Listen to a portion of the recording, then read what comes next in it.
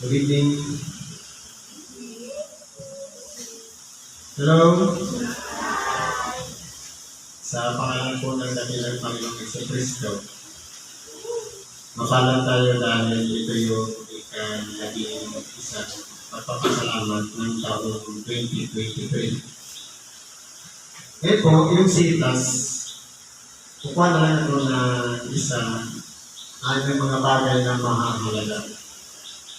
Kung maalala natin dito sa Ebanghelyo ni San Marcos, ang ating dakilang Panginoon ay pinaratangan siya na nagpapalabas ng demonyo sa pamamagitan ni Beelzebub.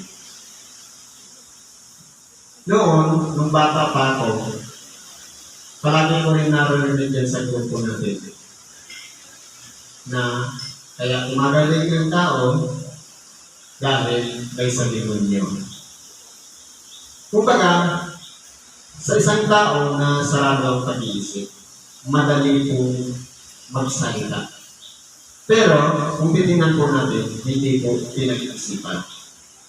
Katulad naman ang nakapaligid sa ating dakilang Panginoon, na bagamat sa pamamagitan ng kapangyarihan ng Diyos ay nagpapalabas ang ating dakilang Panginoon ng demonyo, pero ang ginawa ng tao, hindi nila kinilala yung kabutihan ginawa ng ating dakilang Panginoon. Kundi, walang iba gumawa ng isang bagay para sa ating ang ating dakilang Panginoon. Kaya pinaratangan nila ang ating dakilang Panginoon na nagpapalabas sa pamamagitan ni Beelzebub. O nagpapalabas ng demonyo sa kapangyarihan ni Beelzebub. Pero magpaliwanag po na natin dakilang Panginoon. Kapag ang isang kaharian nakabahagi sa kanyang sarili, paano mananatili ang kanyang kaharian? Halimbawa, dito sa grupo natin, isang templo, kapag ang mga opisyalis at ang mga member palaging nagdidebate, nagtatalo-talo. Sabi nga sa ibang bahagi ng banal na kasulatan, kung kayo'y mga kakadatan, mga lilipon kayo. Ibig sabihin, sa oras na may kaguluhan sa isang grupo, kaharian man niya kung ano mang kalagayan, dito yung pagkakataon ng kalaban para guluhin tayo. Kaya nga po, kung titignan natin, ipinagkakaloob sa atin ang unawa, kaalaman, aral o salita ng Diyos, at ang pananampalatayang nakasalig kay Kristo. Na tinuturo sa atin na dapat yung pananampalatayang yan na nakasalig kay Kristo ay maging matibay. Ano mang unos, ano mang problema ang dumating sa grupo, ating napagtatagumpayan. Pero kung ang nangyayari po, ang isang kaharian nababahagi sa kanyang sarili dahil sa tinatawag na mga prinsipyo o mga bagay na hindi na naayon sa kalooban ng Diyos, hindi ko talaga mananatili. E kung pag-aralan po natin, ang ating dakilang Panginoon nagturo, naging huwarang ng kapagkumbabaang loob. Ibig sabihin, kung natin titingnan, di ba, may ginawa tayong mabuti. Kung hindi dahil sa akin, wala yan. Hindi pwede yun. Kundi ipagpalagay yung ginawa na mas mabuti yung iba kaysa sa ating sarili. Sapagkat kahit man ang ating dakilang Panginoon,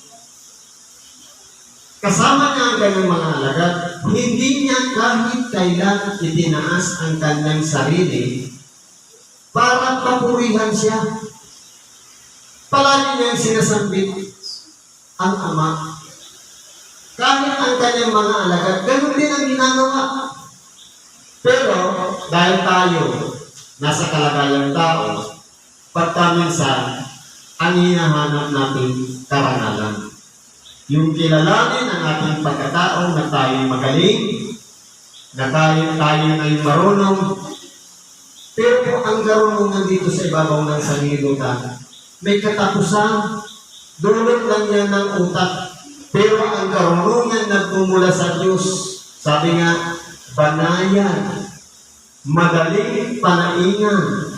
Ibig sabihin, hindi siya sakit, hindi siya mataas, hindi mapagmalaki, kundi puspos ng kapagkumbabaang loob. Kaya kahit ang ating dakilang Panginoon, kahit na siya'y pinararatangan na prinsipe ng demonyo, wala po siyang sinasagot.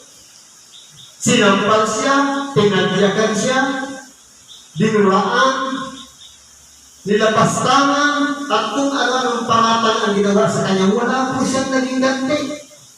Isang halimbawa na dapat sundan ng mga tao. Pero ang nangyayari po, hindi po natin nasusundan. Sasabihin natin, kung si Kristo pinaratangan na prinsipe ng demonyo, tayo pinaratangan na pagpagaling sa pamamagitan din ng demonyo. Ibig sabihin, kasunod natin si Kristo. Kaya paano natin masasabi na nakasunod tayo kay Kristo? Kaya po, kung pag-aralan po natin, para ang isang kaharian ay maging matibay, sabi nga, mga dalahan kayo ng pasanin sa isa't isa. Halimbawa, may problema yung Pangulo, may problema yung kasangkapan, may problema yung ibanghelista. Pwede naman siguro, Brad, ano kaya magandang solusyon dito? Para maipasa naman natin sa ating kapwa, yung kabigatan na yan, sapagkat hindi na nga kinakaya. Kaya, pero kung nangyayari, wala akong pakialam sa iyo. Ang mangyayari niyan, mga kakagatan, ang mangyayari niyan, ang isang kaharian ay hindi po mananatili. Kaya po, kung pag-aralan po na, napakalawak ng mensahe nito. Ilagay na lang natin sa kalagayan natin bilang tayo magkakapatid sa loob ng templo. Kung baga ang buhay natin may limitasyon. Tinuruan tayo ng mga aral, ng salita ng Diyos. Manatili lang tayong mapagpakumbaba. Sapagkat ang binabantayan ng kalaban, yung mga nagpapalalo, yung mga nagmamataas. Sapagkat, ang mangyayari nun, tatanggipin niya yung kapurihan sa kanyang sarili o katakasan, doon naman nakabantay sa Satanas. Pero kung tayo'y mapagpakumbaba, ilalagay natin ang ating sarili na tayo'y pinakaaba. Mas magaling ang iba isa sa atin. Yan po ang huwaran na ginanap ng ating dakilang Panginoon. Wala siyang salitang sinagot sa kanila na ikinasama nila ng kanilang kalooban. Kaya kung pag-aralan po natin, sabi nito, at kung manghimagsik si Satanas laban sa kanyang sarili at magkabahabahagi, hindi siya makapananatili, kundi magkakaroon ng isang wakas. Ibig sabihin, may katapusan. Sapagkat kakalabanin mo yung sarili. Halimbawa, isang pastor, isang namumuna sa iglesia, tapos ang ginagawa natin, ikapapahamak ng ating kapwa. Sa halip na ikahahamo, ikatututo, ang nangyayari, lalapastanganin natin kahit sabihin na, hindi natin pwedeng sabihin na malinis na tayo. Tingnan muna natin ang katahilan na nagkatip sa ating mga tainga bago o sa ating mga mata, bago yung puwing na nakikita natin sa ating kapwa. Aral po yan ni Kristo. Ngayon, kung yan po ang ginagawa nating batayan sa pamumuhay, wala pong mangyayaring wakas, kundi nagpapatibayan tayo sa isa't isa para sa ikatututo, para sa ikalalago, at sa kaiuunlad ng bawat isa sa atin. Kaya po, ang bawat tao ay kinakailangan makakilala ng mga bagay kung ano ang nais ng Diyos. Isa ditong halimbawa. Kapag ang isang bahay ng malakas na tao, hindi niya kayang pasukin maliban na siya'y igapos. Totoo po, sa kalagayan natin, maliban na kung tayo'y maging biktima, i-hostage, hindi po talaga tayo sila makakapapasok sa atin.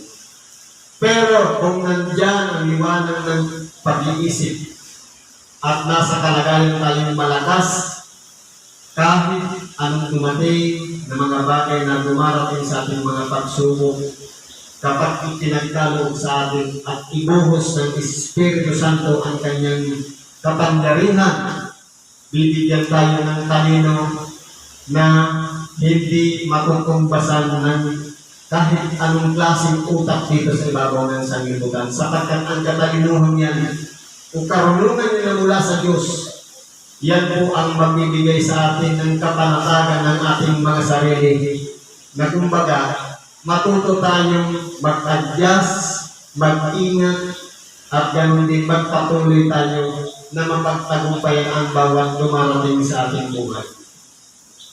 Kaya pag-aralan ko, dalawa na ang magkakalaban dito sa ibabaw ng sanglibutan. Masama, mabuti. Gusto natin gawin ang mabuti, pero ang ginagawa natin masama. Ayaw natin gawin ang masama, pero nagagawa natin. Dahil po yan sa kasalanan tumitira sa atin. Ibig sabihin, maging mapagpakumbawat tayo, palagi tayong naglilinis ng ating kalooban sa pamamagitan ng panalangin ang paghingi ng tawad upang sa ganon puspusin tayo ng Espiritu Santo at nang sa ganon hindi magkaroon ng puwang ang kalaban upang hindi tayo magkaroon ng wakas o pagkakawatak-watak. Kaya po, kung ang ating pinagsasaligan si Kristo, magiging matatag tayo hanggang sa katapusan ng sanglibutan. Hanggang dito ako, pagpapalat, sumagana, at biyaya sa ating kapinang Panginoon. Salamat at mapagpalang kami sa ating lahat.